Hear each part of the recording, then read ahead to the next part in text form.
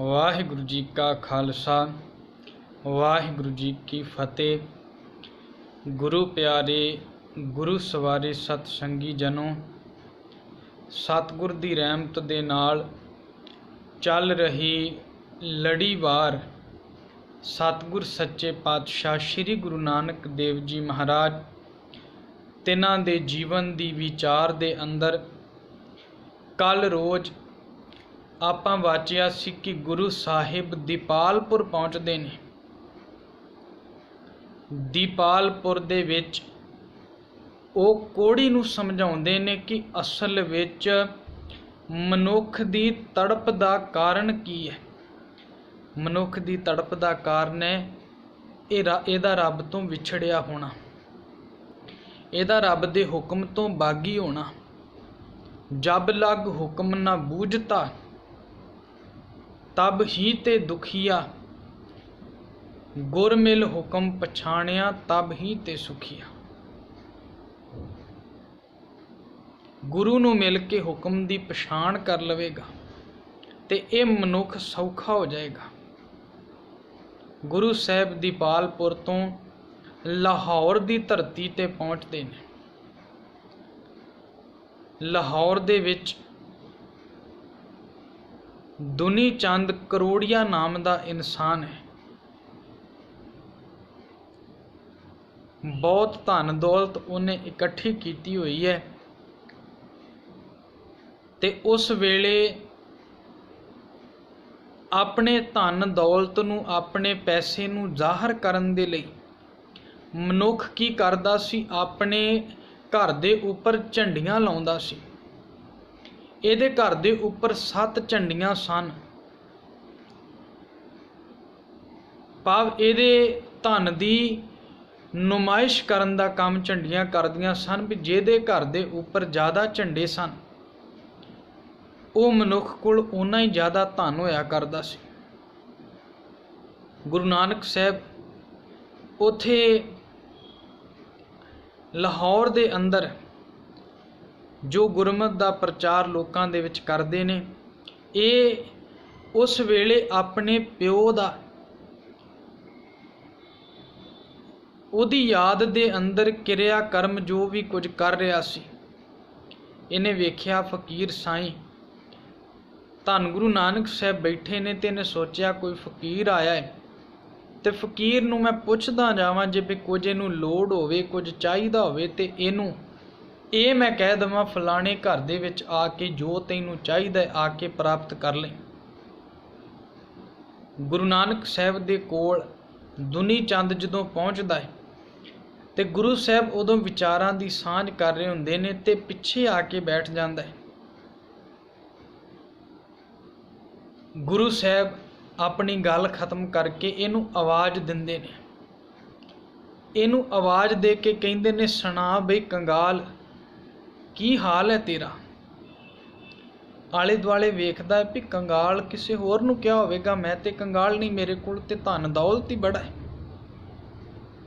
गुरु साहब फिर आवाज़ दिंदे ने दुनी चंद मैं तैनूं आवाज़ दे रहा, तेरे वर्गा कंगाल कोई नहीं, सुना तेरा हाल की है। खिड़खड़ा के हसना शुरू कर दिंदा है। वो कहिंदा फकीरां नूं ते वैसे नहीं पता हुंदा, इन्हां नूं धन दौलत दी की कदर है। कहन लगा इस नगर दे विच मैं सब तो अमीर हाँ, तुसी मेरा घर वेखो, मेरे घर दे उपर लगियां हुई झंडियां वेखो ते वो झंडियां तुहानूं दस देणगियां। सारे नगर विच किसे दे घर ते 7 झंडे नहीं है। मैं हाँ जिहदे घर दे उपर इन्नियां झंडियां ने, भाव सब तो ज़्यादा धन दौलत पदार्थ मेरे कोल है, तुसी मैनूं कंगाल कही जा रहे हो। गुरु नानक साहब कहते गलती लग गई होवेगी।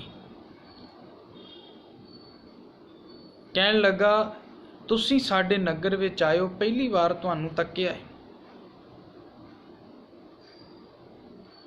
जे तुहानूं किसी चीज़ की लोड़ होवे, कोई तुहाडी मंग होवे ते मैनूं दसो, मैं तुहाडी पूरी कर दिआंगा। कोई धन दौलत चाहिदा होवे, कोई कपड़े की मंग होवे, कोई खाण दे लई पदार्थ चाहिदा होवे, कोई भी वस्तु तुहानू चाहिदी है तो मैनू दसो, रहण दे लई प्रबंध करना होवे ते मैं हर चीज़ का प्रबंध तुहाडे लई कर सकदा। गुरु साहब कहिंदे काम ते है ते काम भी बहुत वड्डा है, वो तेरे वर्गा ही कोई बंदा कर सकदा है, दूसरे किसी दे वस दा रोग नहीं, वो साडा काम कर देवे। दुनी चंद कहिंदा मैं कह ते रहा, मैनू दसो जो तुहानू चाहिदा वो तुहाडा काम इत्थे कीता जाएगा। गुरु साहब कहिंदे छोटा जिहा ही काम है, आ मेरी सूई है ते इहदी मैनू बहुत ज़्यादा लोड़ है, ਇਹਦੇ बिना मेरा कोई कारज जिहड़ा संपूर्ण नहीं हुंदा छेती। पर हुण मैं लंबेरे पंध ते निकलिया वां ते मैनू ये है भी किधरे रस्ते दे अंदर ये मेरी सूई मेरे हथों गुम ना हो जावे, मेरी सूई गुम ना हो जावे। इस करके मैं तुहाडे कोल आया, आ सूई संभाल के रखनी, ते जदों मैं मरण तो बाद अगली दुनिया विच जावांगा उत्थे तुहाडे कोले सूई प्राप्त करांगा। मैं लैके नहीं जा सकदा, कुहारी सारी लैके नहीं जा सकदा, ते तुहाडे कहण खुणों तुहाडा बहुत नाम है, धन दौलत है, हर एक बंदा तुहाडे अगे झुकदा है। ते जदों तुसीं अगले जहाने जाओगे उत्थे जाके मैं तुहाडे कोल सूई लै लवांगा। जदों मनुख नूं धन दा हंकार होवे ना, ਇਹਦੀ मत मारी जाती है, इनू किसी चीज़ की समझ ही नहीं रहिंदी कि मेरे वास्ते चंगा की है, मेरे वास्ते माड़ा की है, कित्थे जाके किहो जी गल करनी है, किहदे नाल जाके किवें दी गल करनी, हर एक प्रकार की सोझी ये मनुख गवा बैंदा, क्योंकि अहंकार इनू यही दसना चाहुंदा है दुनिया नूं भी मैं भी दुनिया ते कोई बंदा रहना हाँ। सूई लैंदा है, अपने घर आ जांदा है, घर वाली आए नूं बहन दे लई मंजा ढा के दिंदी है, आवाज़ दिंदा है, कहण लगा भी आ सूई पकड़ लै, इनू किधरे संभाल के रखी, ये किसी दी अमानत है ते ये अमानत मैं उन्होंने पहुँचाउणी है, अगली दुनिया दे विच उहदे कोल लैके जानी है। घर वाली उहदी सियाणी सी, कहण लगी मैं तुहाडी गल समझी नहीं। दुनी चंद कहिंदा अपने नगर दे विच एक साधु एक फकीर आया है, ते मैं उन्होंने पुछण गया सी भी किसी चीज़ की लोड़ होवे, कुछ चाहिदा होवे ते मैनू दसे। उन्हें कहा भी आ सूई लै लै, ये सूई मैं तेरे कोल अगले जहाने जाके प्राप्त करांगा, ते ये सूई तू संभाल, ये मैं अगली दुनिया विच लैके जानी है ते उन्हों देनी है। उहदी घरवाली कहंदी भी किहो जिहियां भोलियां गल्लां करदे पए हो, सूई कह रहे हो, उत्थे ते साडा शरीर तक नहीं जाना, उत्थे तुसीं अपना शरीर भी नहीं लैके जा सकदे ते सूई लैके जानी केडी वड्डी गल है। कहण लगा शरीर नहीं जा सकता, किसी नौकर दे हथ भेज देवीं, इन्ने नौकर काम करते ने, इन्ने इन्हां नूं पैसे देईदे ने, इनू किसी नूं भी बोली आ सूई लैके जावे, उत्थे जाके पहुँचाउणी है। वो कहण लगी मैं कह ते रही हाँ भी उत्थे कुछ भी नहीं जाना। कहण लगा फिर तू लै ले, तेनू ते सारे जानते ने ना भी दुनी चंद दी घर दी है,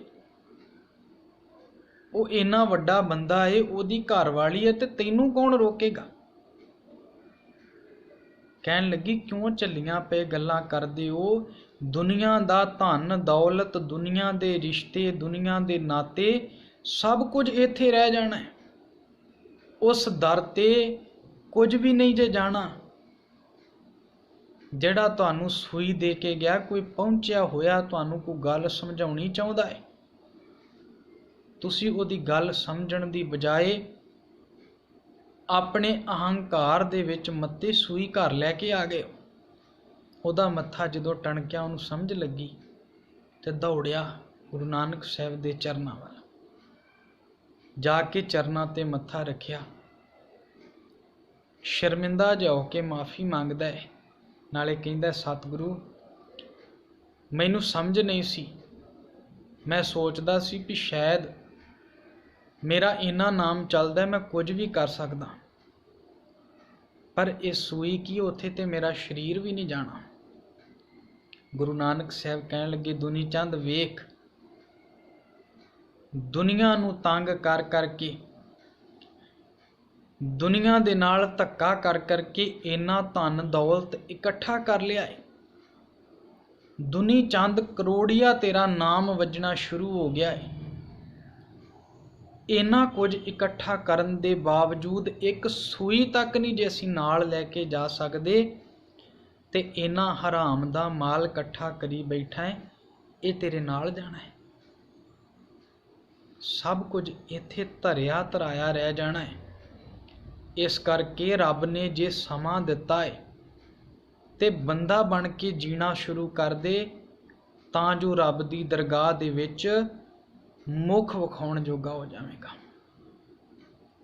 ਗੱਲ ਸਮਝ ਪੈਂਦੀ ਹੈ। ਤੇ ਇਹ ਉਹੀ ਦੁਨੀ ਚੰਦ ਕਰੋੜੀਆ ਹੈ ਜਿਹਦੇ ਧਨ ਦੇ ਨਾਲ ਗੁਰੂ ਸਾਹਿਬ ਕਰਤਾਰਪੁਰ ਨਗਰ ਵਸਾਉਂਦੇ ਨੇ, ਜਿੱਥੇ ਅਖੀਰਲਾ ਸਮਾਂ ਆ ਕੇ ਗੁਰੂ ਸਾਹਿਬ ਰਹਿੰਦੇ ਨੇ। ਅਖੀਰਲਾ ਸਮਾਂ ਆ ਕੇ ਗੁਰੂ ਅੰਗਦ ਸਾਹਿਬ ਦਾ ਮਿਲਾਪ ਹੁੰਦਾ ਹੈ। ਇਹ ਇਸੇ ਦੁਨੀ ਚੰਦ ਦੇ ਪੈਸੇ ਦੇ ਨਾਲ ਵਸਾਇਆ ਹੋਇਆ ਹੈ। ਕਿਉਂਕਿ ਗੁਰਬਾਣੀ ਪਹਿਲਾਂ ਵੀ ਕਈ ਵਾਰ ਸਾਂਝ ਕੀਤੀ ਆਪ ਜੀ ਦੇ ਨਾਲ। ਗੁਰਬਾਣੀ ਇਹ ਨਹੀਂ ਕਹਿੰਦੀ ਮਨੁੱਖ ਧਨ ਨਾ ਕਮਾਵੇ, ਇਹਦੇ ਕੋਲ ਪੈਸਾ ਨਾ ਹੋਵੇ, ਇਹਦੇ ਕੋਲ ਸੁੱਖ ਸਹੂਲਤਾਂ ਨਾ ਹੋਣ, ਇਹਦੇ ਕੋਲ ਜੋ ਕੁਝ ਵੀ ਹੋਵੇ ਉਹਦੇ ਨਾਲ ਗੁਰੂ ਅਰਜਨ ਦੇਵ ਜੀ ਮਹਾਰਾਜ ਜਿਵੇਂ ਬਖਸ਼ਿਸ਼ ਕਰਦੇ ਨੇ, ਜਿਹੇ ਪ੍ਰਸਾਦ 36 ਅੰਮ੍ਰਿਤ ਖਾਹੇ ਤਿਸ ਠਾਕੁਰ ਕੋ ਰਖ ਮਨ ਵਾਹੇ। ਜੇ ਪ੍ਰਸਾਦ ਸੁਗੰਧਤ ਤਨ ਲਾਵੇਂ, ਜੇ ਪ੍ਰਸਾਦ ਬਸੈ ਸੁਖ ਮੰਦਰ, ਜੇ ਪ੍ਰਸਾਦ ਪੀਵੇਂ ਸੀਤਲ ਜਲਾ, ਜੇ ਪ੍ਰਸਾਦ ਆ ਭੂਖਨ ਪਹਿਰੀਜੈ। ਉੱਥੇ ਨਾਲ ਗੁਰੂ ਸਾਹਿਬ ਕਹਿੰਦੇ ਉਹ ਦਾਤਾ ਜਿਹੜਾ ਇਹ ਵਸਤੂਆਂ ਦੇ ਰਿਹਾ ਏ, ਉਹਦੀ ਕਿਰਪਾ ਨਾਲ ਮਿਲ ਰਹੀਆਂ ਨੇ, ਉਹਨੂੰ ਭੁੱਲਣਾ ਤੇ ਇਹਨਾਂ ਨੂੰ ਇਕੱਠਿਆਂ ਕਰਨ ਦੇ ਲਈ ਕੋਈ ਐਸਾ ਕੰਮ ਮੂਲੇ ਨਾ ਕੀਚੈ ਜਿਤ ਅੰਤ ਪਛੋਤਾਈ ਹੈ। ਇਹੋ ਜਿਹਾ ਕਰਮ ਨਾ ਮਨੁੱਖ ਕਰੇ ਜਿਹਦੇ ਨਾਲ ਰੱਬ ਦੀ ਦਰਗਾਹ ਵਿੱਚ ਸ਼ਰਮਿੰਦਾ ਹੋਣਾ ਪਵੇ। ਗੁਰੂ ਸਾਹਿਬ ਦੀ ਗੱਲ ਸਮਝ ਪੈਂਦੀ ਹੈ। ਗੁਰੂ ਸਾਹਿਬ ਉਹਨੂੰ ਪ੍ਰਚਾਰਕ ਥਾਪ ਕੇ ਫਿਰ, ਕਿਉਂਕਿ ਲਾਹੌਰ ਗੁਰੂ ਸਾਹਿਬ ਦੇ ਨਗਰ ਦੇ ਨੇੜੇ ਹੀ ਹੈ, ਗੁਰੂ ਸਾਹਿਬ ਇੱਕ ਵਾਰ ਫਿਰ ਆਪਣੇ ਮਾਤਾ ਪਿਤਾ ਨੂੰ ਆਖਰੀ ਵਾਰ ਮਿਲਣ ਆਉਂਦੇ ਨੇ। ਇਹ 1507 ਦਾ ਸਮਾਂ ਹੈ। 1507 ਦਾ ਸਮਾਂ ਹੈ ਜਦੋਂ ਪਹਿਲੀ ਉਦਾਸੀ ਗੁਰੂ ਸਾਹਿਬ ਆਰੰਭ ਕਰਦੇ ਨੇ, ਤੇ ਇਹ ਉਦਾਸੀ ਕਰੀਬ 8-8.25 ਸਾਲ ਦੀ ਉਦਾਸੀ ਹੈ। 1515 ਦੇ ਕਰੀਬ ਤੱਕ ਇਹ ਉਦਾਸੀ ਦਾ ਸਮਾਂ ਹੈ। ਗੁਰੂ ਨਾਨਕ ਸਾਹਿਬ ਆਪਣੇ ਘਰ ਆਉਂਦੇ ਨੇ, ਪਿਤਾ ਜੀ ਨੂੰ ਮਿਲਦੇ ਨੇ। ਭਾਈ ਮਰਦਾਨਾ ਜੀ ਵੀ ਆਪਣੇ ਘਰ ਪਰਿਵਾਰ ਨੂੰ ਮਿਲਣ ਜਾਂਦੇ ਨੇ। ਆਪਣੇ ਪਿਤਾ ਨਾਲ ਗੁਰੂ ਨਾਨਕ ਸਾਹਿਬ ਗੱਲਾਂ ਕਰਦੇ ਨੇ। ਮਾਤਾ ਤ੍ਰਿਪਤਾ ਜੀ ਦੇ ਕੋਲ ਸਮਾਂ ਗੁਜ਼ਾਰਦੇ ਨੇ, ਤੇ ਮਾਤਾ ਤ੍ਰਿਪਤਾ ਜੀ ਗੁਰੂ ਨਾਨਕ ਸਾਹਿਬ ਨੂੰ ਬਿਠਾ ਕੇ ਕਹਿੰਦੇ ਨੇ ਵੀ ਸਾਡੇ ਘਰ ਦੇ ਵਿੱਚ ਇੱਕ ਤੂੰ ਇਕੱਲਾ ਹੀ ਸਾਡਾ ਪੁੱਤਰ ਹੈ, ਤੇ ਤੇਰੇ ਪਿਤਾ ਮਹਿਤਾ ਕਲਿਆਣ ਜੀ, ਮਹਿਤਾ ਕਾਲੂ ਜੀ, ਤੇਰੇ ਪਿਤਾ ਕੱਲ ਕਹਿ ਰਹੇ ਸਨ ਤ੍ਰਿਪਤਾ, ਲੰਬਾ ਸਮਾਂ ਗੁਜ਼ਰ ਗਿਆ, ਮੈਂ ਤੇ ਗੁਰੂ ਨਾਨਕ ਜਿਹੜਾ ਹੈ ਆਪਣਾ ਨਾਨਕ ਕਦੀ ਅਸੀਂ ਇਕੱਠੇ ਨਹੀਂ ਬੈਠੇ, ਸਾਡੀ ਬਣੀ ਨਹੀਂ, ਝਗੜਦਿਆਂ ਸਾਰੀ ਉਮਰ ਨਿਕਲ ਗਈ। ਅੱਜ ਜੇ ਮੈਨੂੰ ਸੋਝੀ ਲੱਗੀ ਹੈ ਵੀ ਗੁਰੂ ਨਾਨਕ ਅਸਲ ਵਿੱਚ ਹੈ ਕੌਣ, ਤੇ ਅੱਜ ਇਹ ਘਰ ਛੱਡ ਕੇ ਤੁਰ ਚੱਲਿਆ ਹੈ। ਮੇਰੀ ਉਮਰ 65 ਤੋਂ 67 ਸਾਲ ਦੇ ਕਰੀਬ ਹੋ ਚੁੱਕੀ ਹੈ।